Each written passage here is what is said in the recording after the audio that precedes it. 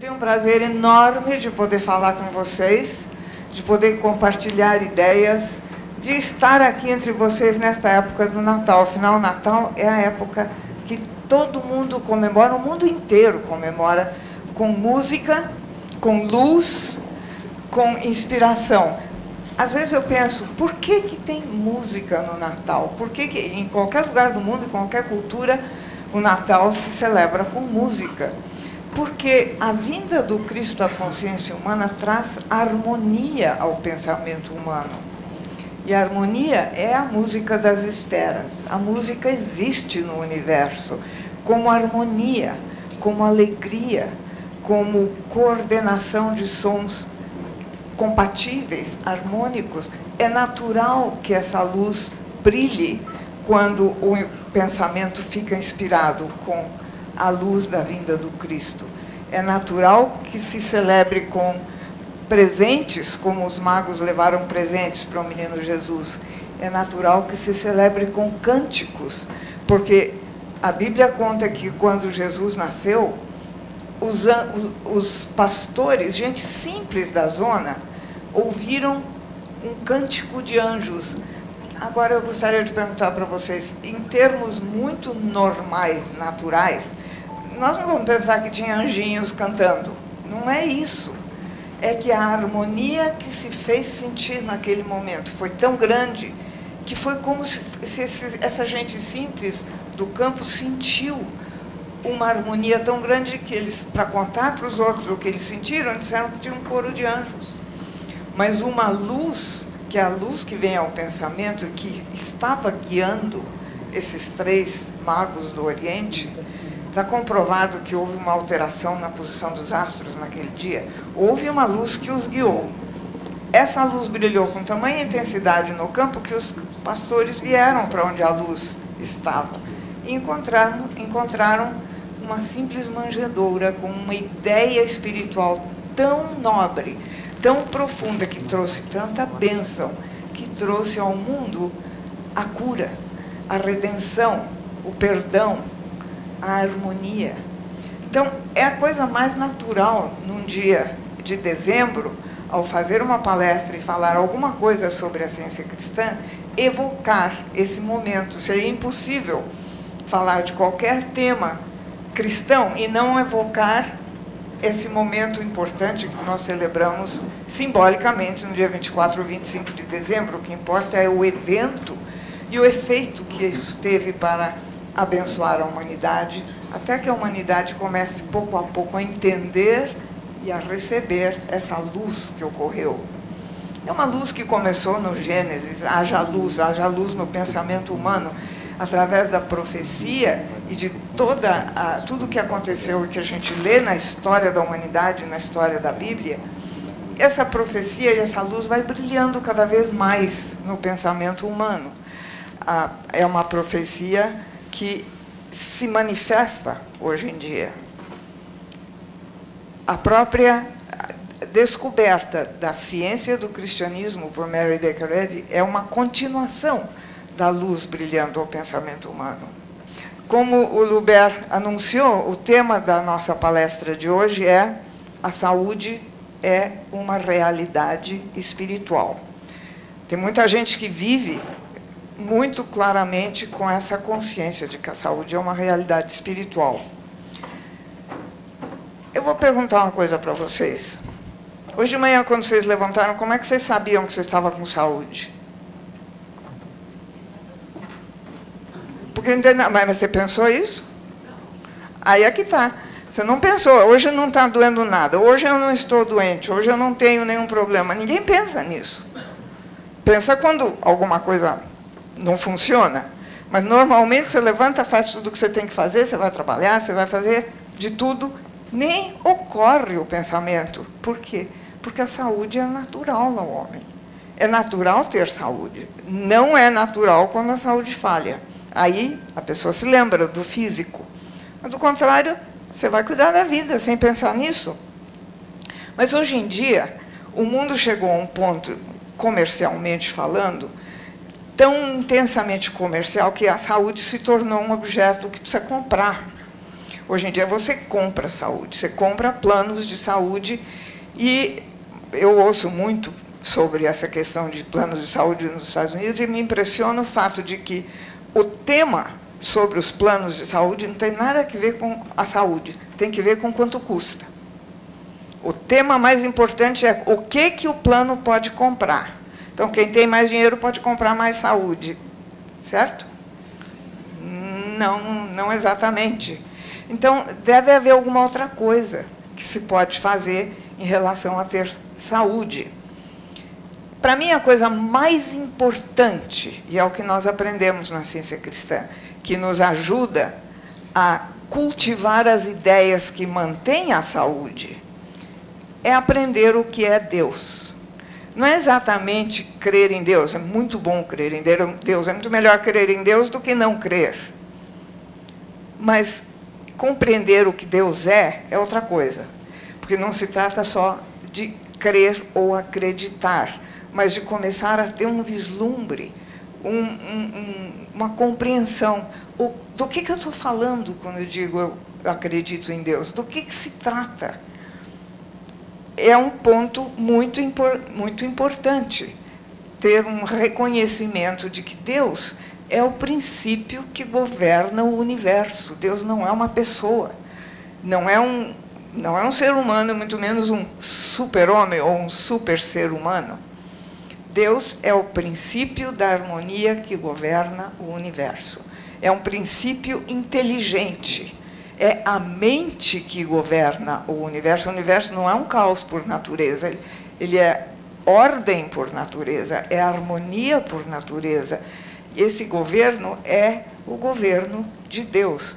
Então, à medida que nós começamos a ter um vislumbre mais claro desse princípio que é Deus, dessa mente que é Deus, que é infinita, as coisas começam a se harmonizar na nossa vida. Não é uma questão de pedir para Deus fazer alguma coisa, é uma questão de compreender que a harmonia de Deus é natural. Muita gente pergunta, e algumas pessoas aqui já receberam essa pergunta, como é que você pode misturar ciência com religião? Como é que uma religião pode ser científica ou uma ciência pode ter a ver com religião? É uma questão de entender bem os termos ciência e religião. A religião tem a ver com compreender o que é Deus. E compreender o princípio que governa o universo e que governa o homem tem muito a ver com a saúde, tem muito a ver com a harmonia na vida do homem. Crer que Deus existe é muito bom. Crer nas ciências naturais, na física, etc., é uma coisa que muda com o tempo, muda conforme as ciências vão descobrindo coisas diferentes. Então, confiar em Deus para cultivar a saúde não é negligência quanto à saúde, é o cuidado melhor que se pode dispensar à saúde. E nós vamos falar um pouco mais sobre isso, só estou dando uma ideia. Quando a gente pensa no cultivo ao físico, que hoje em dia também é um ponto muito importante, o cultivo ao físico é uma maneira de cultivar a beleza e a perfeição do corpo humano. Não é a primeira vez na história que nós estamos numa sociedade que cultiva o corpo humano como uma coisa que tem que ser perfeita e tem que ser muito bonita. Verdade? Hoje em dia, nós vamos aos spas, aos centros de fitness, centros de ginástica e tudo isso. Eu nem sei todos os nomes que tem. Alguns, nos Estados Unidos, alguns desses centros de exercício, academias. A própria palavra academia, originalmente, não tinha nada a ver com exercício físico. Mas a academia, hoje em dia, é onde você tem que ir para cultivar a saúde. Nos Estados Unidos, não se diz academia, se diz centro de saúde. Quando era pequena, centro de saúde era outra coisa. Mas lá se chama Health Center. É um lugar onde você vai, porque tem uma academia. Os edifícios têm academias dentro. No meu edifício tem uma academia. Não é de letrados, é de exercício. não tem nada demais fazer isso. Eu acho que é muito bonito, muito bom cultivar o desejo de sair ao ar livre, de nadar, de fazer movimento, de ter controle. Nada de errado com isso. Aliás, é muito bonito. O problema é a gente pôr tanta força nisso que parece que nossa saúde vai depender disso. Aí é que está o problema. É o motivo. Se o motivo é passar um momento agradável, desfrutar do esporte, desfrutar de uma piscina, de uma pista de corrida, sair de bicicleta, cavalo, seja o que for, cada um tem um gosto pelo esporte. É uma beleza, eu gosto de nadar, mas o problema é pensar que daí vai depender a nossa saúde, a nossa felicidade, o emprego, a beleza tem que ver com o emprego, o que os outros vão pensar de mim. Aí é que a gente tem que ver o motivo. Houve uma época na história da humanidade, anterior à nossa época, em que havia povos que adoravam o físico mais belo possível, que adoravam imagens como se fossem Deus. Na ciência cristã nós aprendemos que nós não podemos encerrar Deus dentro de uma imagem, seja ela qual for, de pedra, de ouro, de madeira. Nenhuma imagem pode conter ou representar o que é Deus. Se eu perguntar para vocês onde está Deus, o que vocês vão me dizer? Está em toda parte. E essa resposta vem de qualquer pessoa que acredita em Deus, seja qual for esse Deus. Todo mundo pensa que Deus está em toda parte, portanto, não pode ser um ser físico. Portanto, não pode ser uma imagem. Portanto, não pode ser um objeto. É uma inteligência presente. Mas houve épocas em que a humanidade se dedicou à cultura do corpo físico e à cultura de imagens de adoração. E aqueles que não conheciam a história que nós temos na Bíblia e que, portanto, não conheciam a cultura a cultura judaico-cristã, em que Deus não pode ser representado como imagem, tinham imagens e adoravam vários deuses. Como é que se chamam esses povos? Se chamavam pagãos. Povos pagãos. Não tem nada de errado com isso. Eles adoravam imagens como se fossem Deus. Houve épocas em que eles também adoravam o físico humano e tinha que ser perfeito. Nós temos um aspecto disso na história egípcia e um aspecto muito grande na história greco-romana, em que o mundo bíblico, em que se cultivava o conhecimento do que é Deus, foi invadido pela necessidade de produzir banhos romanos, massagens, onde os patrícios se encontravam, as pessoas mais importantes da aristocracia romana cultivavam o físico. E era muito importante nessa época. Onde é que nós estamos hoje? Estamos trazendo de volta essa cultura greco-romana para a nossa cultura, em que nós também temos spas, academias e tudo, adorando, cultivando, endeusando o corpo físico, em busca da saúde. Eu acho que nós temos que prestar um pouquinho de atenção nisso. Eu não estou dizendo parar de fazer essas coisas, mas procurar o nosso motivo. E procurar cultivar no nosso pensamento uma compreensão melhor de Deus. Isso vai nos trazer mais harmonia do que qualquer outra coisa e não constitui uma negligência para com a saúde. Ao contrário, é o melhor cuidado que se pode dispensar a cada um. Essas ideias estão bem claras graças à fundadora da ciência cristã, descobridora da ciência cristã, Mary Baker Eddy, uma mulher do século XIX, que nasceu nos Estados Unidos. Vou brevemente dar uma ideia do que ela foi.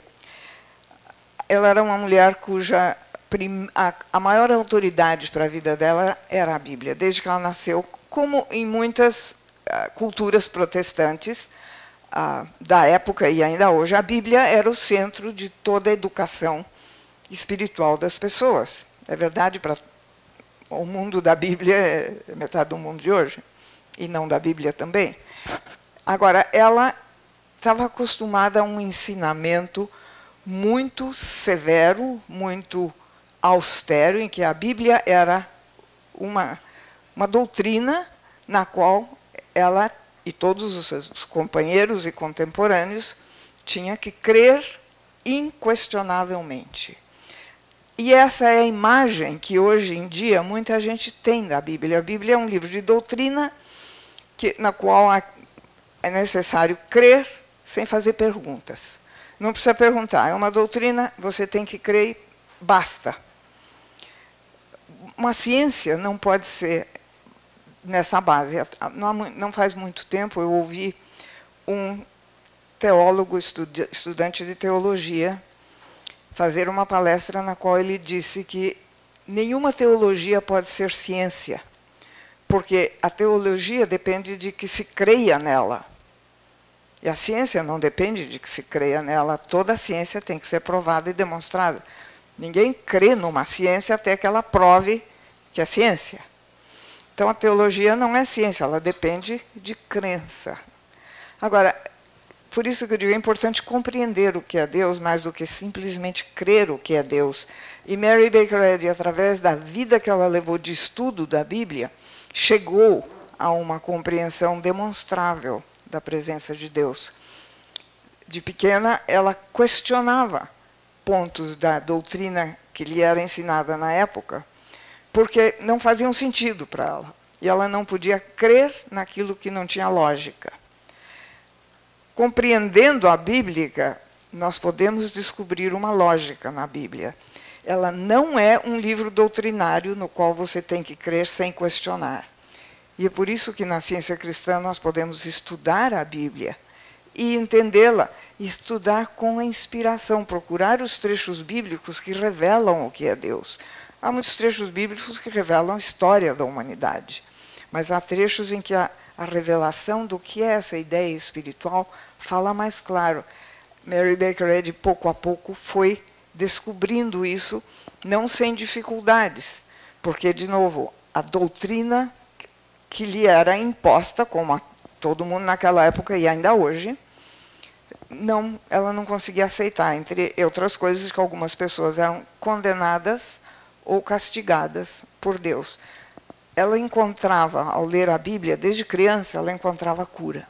Ela encontrava o amor de Deus na Bíblia inteira, tanto no Antigo Testamento quanto nos Evangelhos, em que aparece a figura de Jesus Cristo.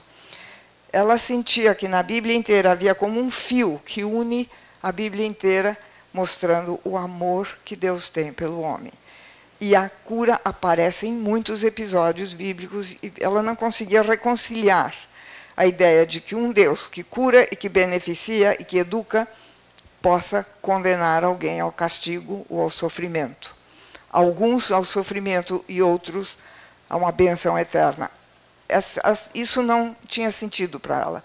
Então, ela estudou a vida inteira para ver o que faltava nisso que ela precisava compreender.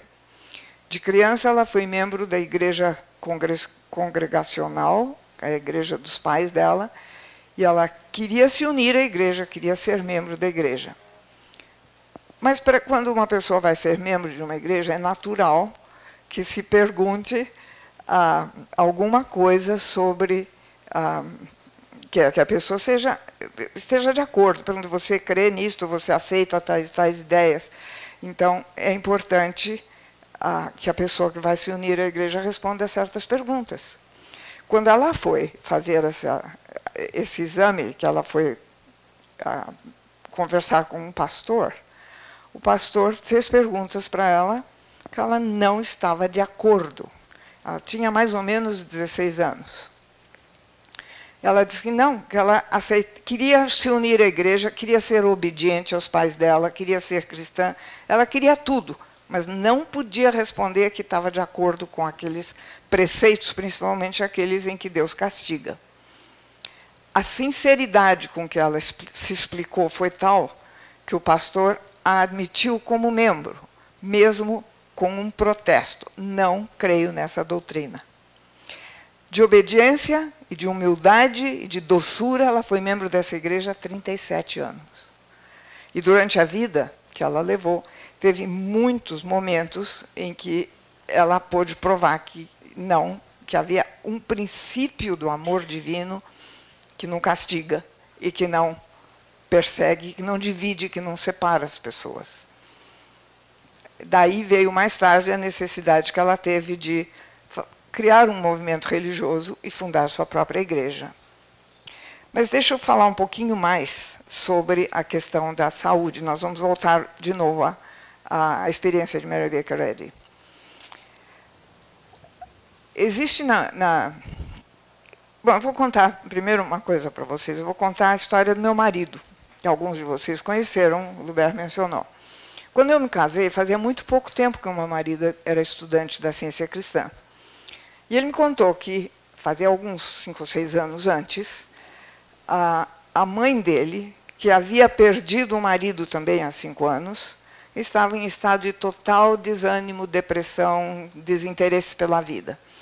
Durante 5 anos, os primeiros 5 anos de viuvez, ela ficou de tal forma decepcionada, desiludida, desinteressada de tudo, que ela não queria mais nada. Não queria mais viver. Um estado de depressão, de tristeza. E, à medida que ela perdeu o interesse em tudo, ela perdeu a saúde. E teve uma doença que foi diagnosticada como terminal. E ela não estava se importando com isso, porque realmente ela não queria mais nada. Nesse momento, uma amiga deu um livro para ela, este livro, Ciência e Saúde com a Chave das Escrituras. Ela começou a ler, e leu 3 meses, e durante a leitura, pouco a pouco, ela foi recuperando forças, foi recuperando a saúde e recuperou o interesse pela vida. Finalmente, ela foi ao médico, o médico disse, eu não sei explicar, mas a senhora está completamente restabelecida. E ela viveu 25 anos mais, em perfeita saúde e muito útil, uma vida muito ativa. Ela não era tão criança quando aconteceu isso. O filho dela, que na época era um jovem adulto, que também não tinha nenhum interesse nisso, não pôde deixar de ver a diferença que tinha ocorrido com a mãe dele. Pouco a pouco ele também começou a ler e a se interessar. A amiga que havia dado o livro a ela, disse, bom, por que você não vai a um culto de domingo numa igreja da ciência cristã?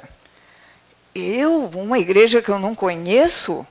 Nem louca, eu não vou a essas igrejas. De repente é um culto, de repente é uma seita, sei lá o que vai acontecer. Eu não vou a um lugar desse, eu tenho medo. Agora, ao mesmo tempo que ela tinha esse medo de ir a uma igreja que ela não conhecia, ela não podia descartar o fato de que ela tinha recuperado a saúde. Então ela pediu para 2 amigos do falecido marido que fossem à igreja para ela, para ver se era seguro. E eles foram. E voltaram dizendo, olha, não tem nada demais, você pode ir, não é uma seita, não é um culto, não pedem nada, não pedem dinheiro, não te obrigam a coisa nenhuma. São 2 pessoas que leem, uma da Bíblia, outro desse livro que você leu, Ciência e Saúde. Nós cantamos alguns hinos, oramos juntos, oramos o Pai Nosso juntos. Não tem nada demais, pode ir tranquila. Domingo seguinte ela foi, vocês me levam, né? Então ela foi com eles, sentou entre os 2 por via das dúvidas. E viu que não acontecia nada, que era a coisa mais natural do mundo. Ela foi recebida com muito carinho, foi muito bem acolhida, foi convidada para ir de novo, foi convidada para sair com outras senhoras da igreja. Era a coisa mais normal do mundo. Ela começou a ir com frequência, a estudar, e o resto é história. Ela se recuperou, ela já estava recuperada quando foi à igreja. O filho dela, vendo o que tinha acontecido, começou a estudar e a ir com ela. E pouco tempo ele estava totalmente dedicado a estudar, entender melhor e dar a outros o que ele tinha aprendido. Alguns anos depois que nós estávamos casados, um dia ele foi atacado por uma dor violentíssima de um dos lados, que ele não podia nem respirar. O quadro ficou feio, porque ele ficou muito branco, transpirando frio. Eu ajudei ele a deitar na cama, mas o quadro era de assustar. Eu imediatamente comecei a pensar em todas as ideias com as quais eu fui criada. Que Deus é onipresente, que não há nada fora da presença de Deus. Deus é o princípio de toda a vida. Deus é amor. E 3 palavras que me vieram ao pensamento foram causa. Deus é a causa de tudo que existe. Não existe causalidade, exceto aquilo que Deus causa, e, portanto, Deus só causa a harmonia. Substância. Deus é feito da substância do Espírito, não de matéria.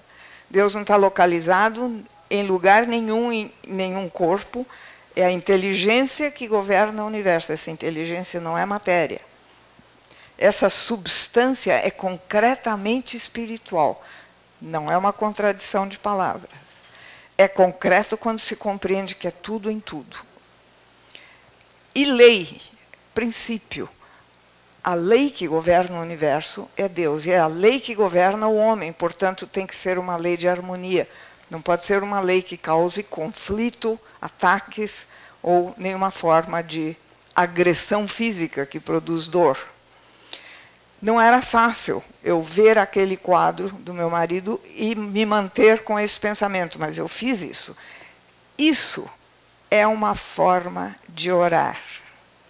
Essa é a oração na ciência cristã. Não é pedir a Deus que faça alguma coisa ou que cure alguma coisa. Deus não fez nada de errado que ele precisa consertar. É declarar, compreender, ter a consciência dessa presença do princípio divino, da presença da harmonia do amor, e saber que não existe oposição a ela, não existe resistência à presença de Deus. A substância do princípio divino é irresistível, nos dois sentidos da palavra. Ela é total. À medida que eu recuperava a minha calma e a minha confiança, eu percebi que ele estava mais calmo, e uns 15 minutos depois ele me disse: a dor está passando, e passou completamente. Nunca mais ele teve um problema desse tipo. Esse é um resultado da oração científica, porque é uma oração baseada naqueles fatos que a gente aprende a respeito da realidade da presença de Deus, que não é matéria, não é visível, não é impressionante, não é sobrenatural, ela está presente e pode ser sentida. Nós temos que mudar a maneira como nós pensamos, mudar a plataforma do pensamento, partir do ponto de vista de que Deus é amor e está presente. E Deus mantém a sua criação. A Bíblia diz que o homem foi feito à imagem e semelhança de Deus. Está no primeiro capítulo do Gênesis. Essa imagem e semelhança de Deus não pode ser diferente. Não pode estar em conflito consigo mesma. No livro Ciência e Saúde, a senhora Ed tem uma frase que usa essa palavra manter. Ela diz: a mente divina que fez o homem mantém sua própria imagem e semelhança. Deus mantém sua própria imagem e semelhança. Vocês sabem qual é a origem da palavra manter? Vem de duas palavras em latim. Aqui eu estou correndo riscos, o Cidema pode me corrigir. Mano, que quer dizer mão, e tenere, que quer dizer segurar. Não sei se é tenere ou tenere. Tenere, né? Você também sabe latim. Ok. Mano é mão. Tenere, segurar, ter na mão. Daí vem o verbo manter. Então, eu creio que é uma palavra interessante quando se diz que Deus mantém sua própria imagem e semelhança. Não é segura na mão, porque Deus não é um ser físico. Deus não está feito à semelhança do homem, ao contrário. O homem está feito à semelhança de Deus. Então, essa inteligência segura sua própria imagem e semelhança em perfeita harmonia. Saber isso é um tratamento, é uma oração. Então, é bom lembrar que Deus mantém sua própria imagem e semelhança. À medida que a gente começa a pensar dessa forma, a gente vê que o verdadeiro conhecimento a respeito de Deus não é uma acumulação de tradições religiosas. A ciência cristã não é uma tradição religiosa. Ser um cientista cristão, estudar e compreender, não depende do que nossos pais fizeram. Porque não se herda, como na matemática ou em qualquer outro estudo, não se herda. Você pode seguir a profissão dos seus pais, mas você não herda o conhecimento a menos que você estude. A ciência, a verdadeira ciência, não é uma acumulação de tradições. É outra coisa. A ciência, a verdadeira ciência, ou ciências, não depende nem de credulidade. Credulidade é uma maneira ingênua de crer, não precisa explicação. Crença, que é uma maneira talvez não tão ingênua quanto a credulidade, mas também não requer, não exige explicação. E existe a compreensão, que é completamente diferente. De novo, aludo de novo àquele amigo que disse que a teologia depende de se crer nela, mas você não pode crer numa ciência. Você tem que compreender uma ciência. Por que que a ciência é compreensível? Qualquer ciência. Porque a ciência se desdobra, a verdadeira ciência se manifesta. Se vocês pegarem, por exemplo, conceitos matemáticos, a matemática não é uma ciência experimental. Você não pode fazer experiências para chegar a uma conclusão matemática. A matemática, à medida que você estuda, você descobre cálculos novos. Você vai descobrindo cada vez mais, mas eles já existiam. Então, ela se manifesta à medida que você estuda.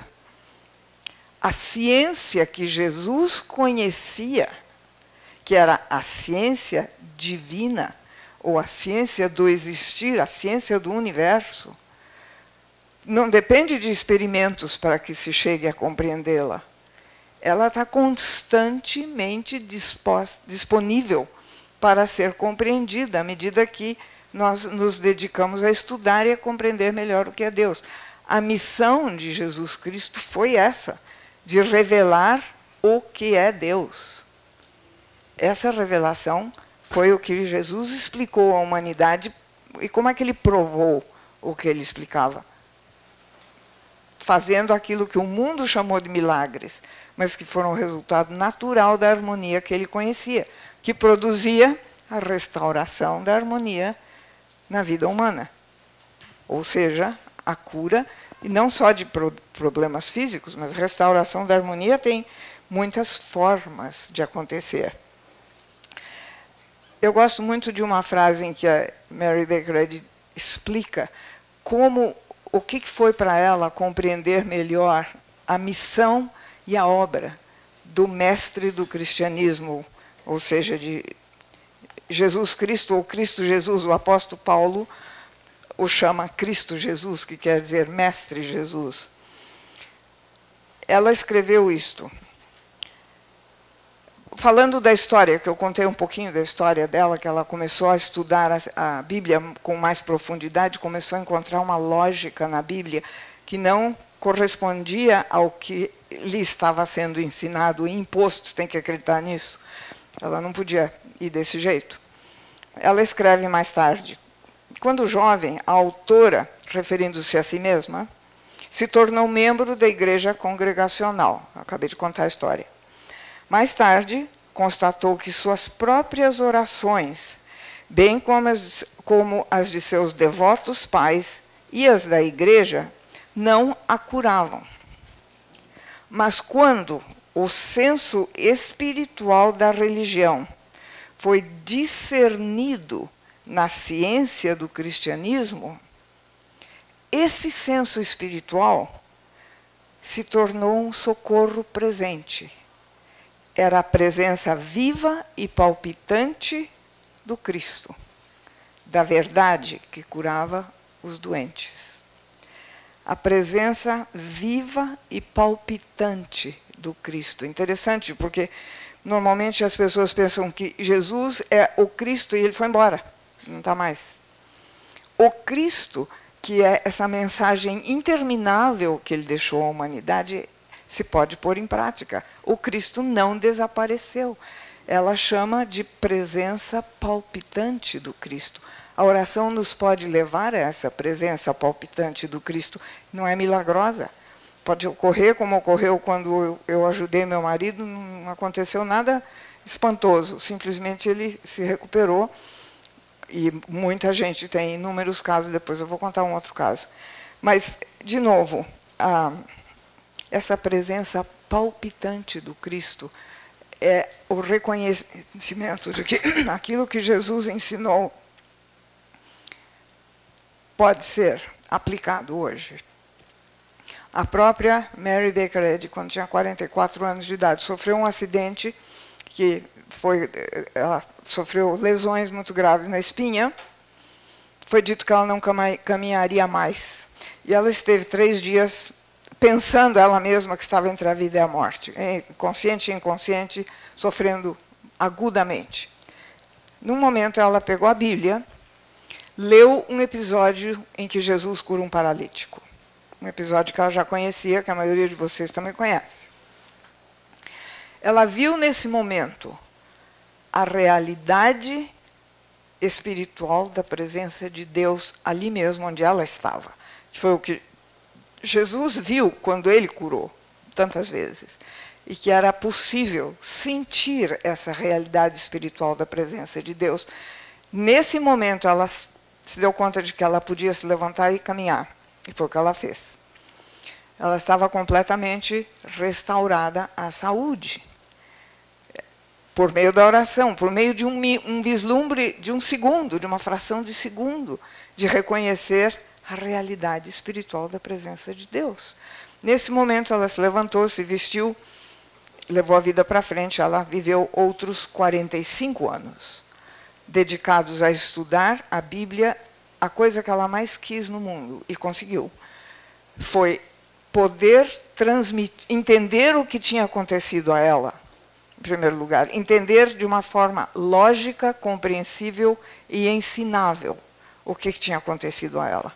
E depois que ela compreendeu isso, como é que ela podia trazer isso ao mundo? Ela foi sentindo uma necessidade, uma missão de ir para frente. Ela sempre tinha sido uma pessoa doente. Ela poderia, naquele momento, dizer, bom, de agora em diante eu tenho o meu problema resolvido, mas não foi só isso que ela fez. Ela se dedicou a estudar o que tinha acontecido a ela, pôr em prática e ensinar à humanidade. Aí volta a questão da diferença entre ciência e religião. Muita gente pergunta, mas existem muitos outros personagens religiosos na atualidade, muitas igrejas, muitos ensinamentos que curam. Claro que existem. Existem muitos. A cura pela oração não é propriedade exclusiva da ciência cristã. A diferença é que Mary Baker Eddy dedicou a vida a estabelecer um sistema ensinável, um sistema que as pessoas podem recorrer, a que as pessoas podem recorrer. Para isso, ela organizou uma igreja, algo que não ficou preso a uma época, eu estou falando de 150 anos atrás.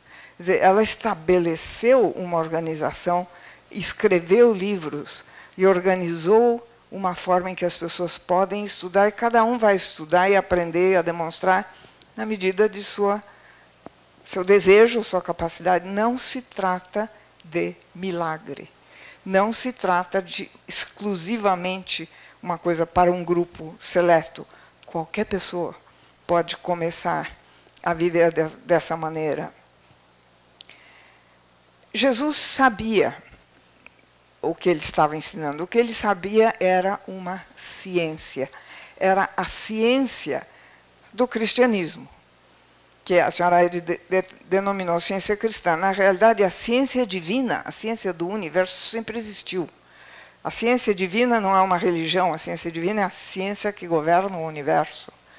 A senhora descobriu como explicar essa ciência divina ao pensamento humano e trazer condições melhoradas à vida humana. Não é fazer com que o ser humano fique perfeito. O ser humano material não é essa imagem e semelhança de Deus. A ideia de Deus é inteiramente espiritual. Essa compreensão faz com que se perceba a realidade espiritual do homem na presença de Deus. Isso traz melhoras à condição humana, não milagres, e é acessível a qualquer pessoa. A ciência é sujeita a pesquisas que produzem dados, verdade? As pesquisas vão produzindo resultados cada vez mais adiantados, e hoje em dia o que as ciências apresentam ao mundo estão adiante daquilo que essa mesma ciência apresentava ao mundo há 50 ou 100 anos atrás, certo? Então, os dados anteriores vão ficando obsoletos, certo? Vão ficando antiquados. A ciência de Deus é o contrário. Ela se manifesta, ela se desdobra, ela se deixa ver. Porque Deus é amor. A natureza do amor é deixar-se ver. A natureza do amor é dar. Por natureza, o amor não se esconde. O amor não recolhe, o amor não guarda. O amor se manifesta. Essa natureza do amor, que é dar, se desdobra, e aquele que procura encontrar isso, vai encontrando cada vez mais. Não é uma pesquisa, porque isso que Deus é e que vai se mostrando não muda com o tempo. Não é superado por uma pesquisa posterior mais avançada. Você pode descobrir mais daquilo que Deus é, mas Deus já era isso. O infinito não está crescendo. O universo não está aumentando. Você pode conhecer mais da realidade de Deus. Então, a realidade de Deus se desdobra. Não é produto de pesquisa. Não é produto de investigação. Pode ser produto do seu estudo nesse sentido, mas é subjetivo. A sua percepção da presença de Deus é o que faz com que você veja essa realidade, e ela altera para melhor as condições humanas da vida. Vou dar mais um exemplo de cura. Tenho uma amiga que é enfermeira da ciência cristã. Na ciência cristã, há enfermagem. As pessoas que precisam atenção física, porque não estão em condições de se atender sozinhos, podem ser cuidados por uma enfermeira da ciência cristã. Essa minha amiga é enfermeira, e ela estava num caso, um caso difícil, em que ela estava atendendo o paciente o dia inteiro, estava em pé, sem parar. E começou a ficar com uma dor muito violenta num calcanhar. Depois de vários dias, a dor subiu, estava pegando a perna, ela estava muito assustada. Ela não tinha um minuto de folga. No trabalho dela, não podia parar para descansar. Ela chamou uma praticista da ciência cristã e pediu ajuda. E a praticista conversou com ela e disse: vamos pensar na ideia de que Deus desdobra a sua própria realidade. Você não está procurando aperfeiçoar ou melhorar um corpo físico, mas você está vendo cada vez mais que o amor de Deus se manifesta. E ela pediu para a enfermeira estudar um trecho e começar a se dar conta do que quer dizer isso. Este trecho aqui. A ciência cristã apresenta desdobramento, não acréscimo. Não manifesta nenhuma forma de crescimento material da molécula à mente, e sim um emanar da mente divina ao homem e ao universo. Eu acho muito terna essa palavra, emanar da mente divina ao homem e ao universo. A ciência cristã mostra como Deus, ela emana a realidade de Deus. Emana, quer dizer, ela se deixa ver. Essa moça estudou esse trecho, orou muito, pensou muito na presença de Deus, pensou muito na responsabilidade que ela tinha assumido de cuidar dessa pessoa. Em 3 ou 4 dias a dor cedeu e nunca mais voltou. Isso ocorreu há mais de 10 anos. E ela continua trabalhando como enfermeira.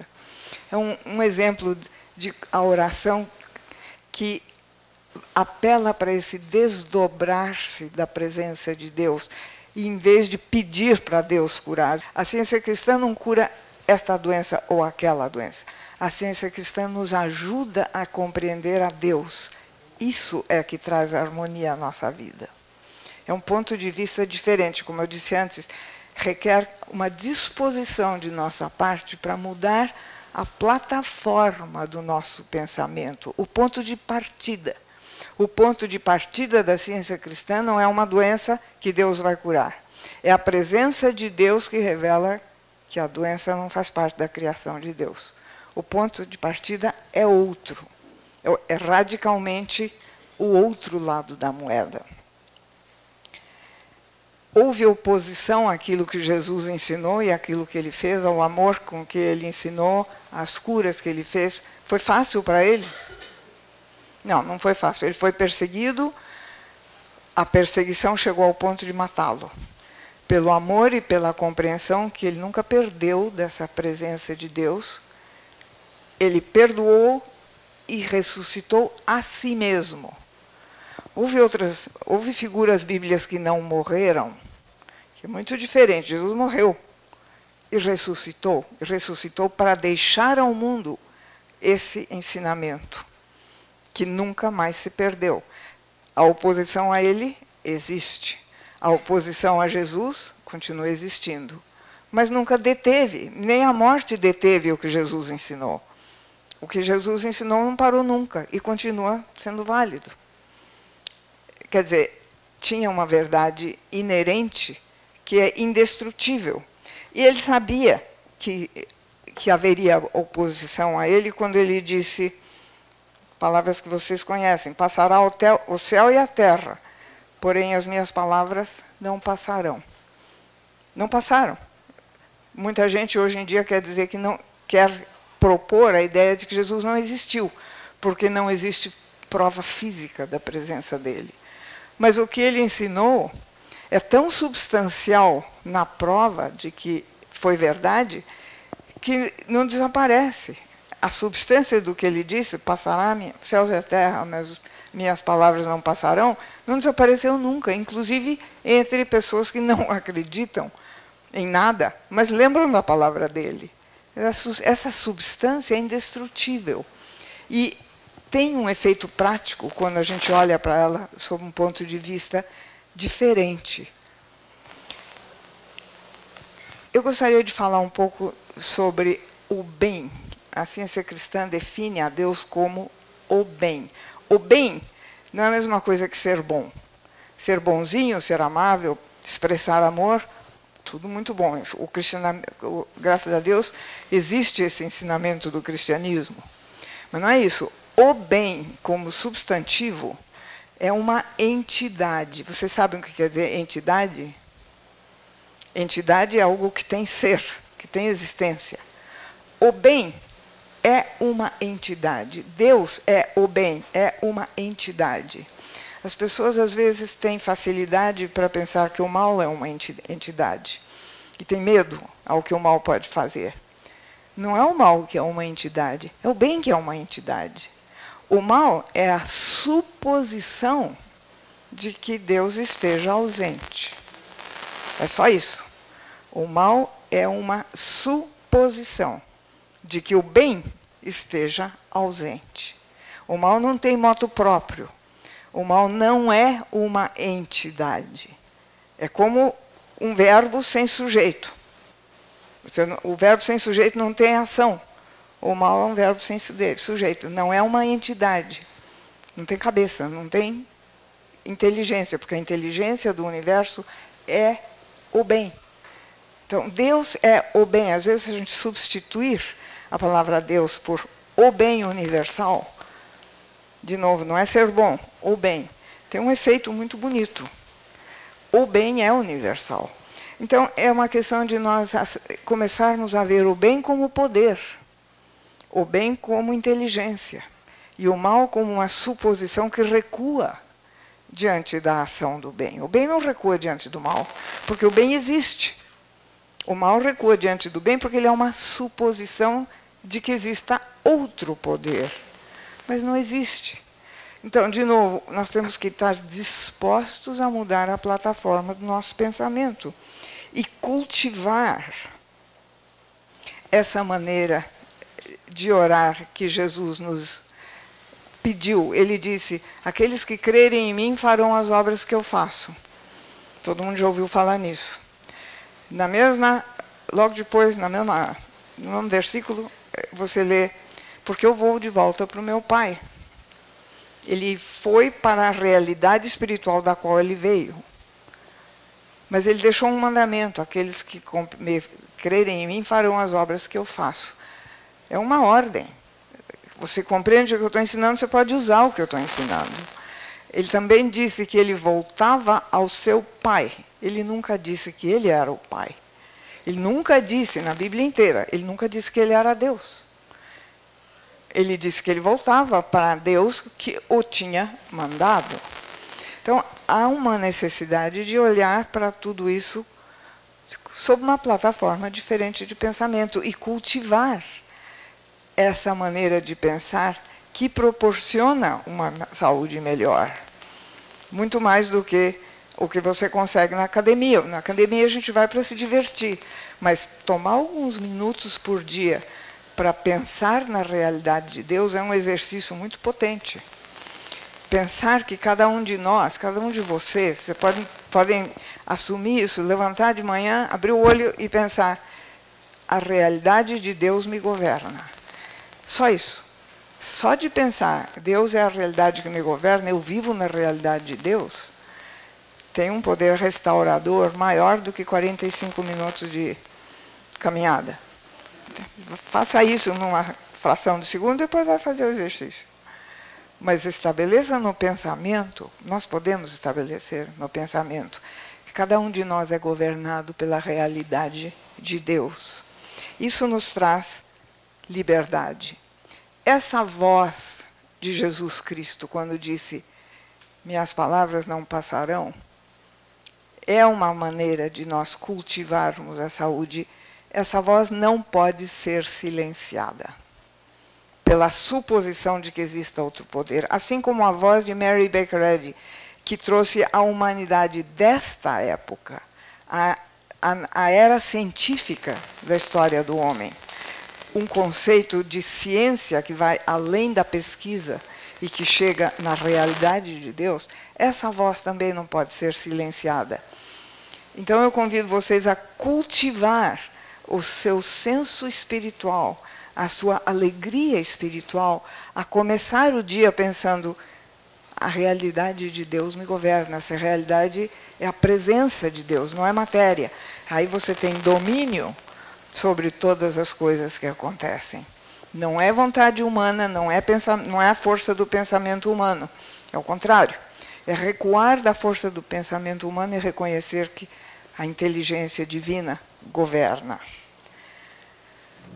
Vocês já ouviram falar na palavra comunhão? Eu vou usar a palavra comunhão, mas não como um ato, uma cerimônia religiosa ou um ritual que se faz na igreja. Assim, com o que ela quer dizer, com união, junto, unir-se, estar inseparável de. Isso é que é a verdadeira comunhão. A comunhão com Deus constitui uma lei que destrói a realidade aparente do mal. A comunhão com Deus é uma lei, volto à lei que eu tinha falado logo no começo. A comunhão com Deus é uma lei que destrói a aparente realidade do mal. Não demora muito fazer esse pequeno exercício de reconhecer a presença de Deus, a comunhão com Deus. Não toma muito tempo, é só lembrar. Então eu convido vocês a fazer esse exercício, a cultivar sua capacidade espiritual, cultivar a capacidade de sentir a presença de Deus. Porque a saúde é uma realidade espiritual. Obrigada por terem vindo.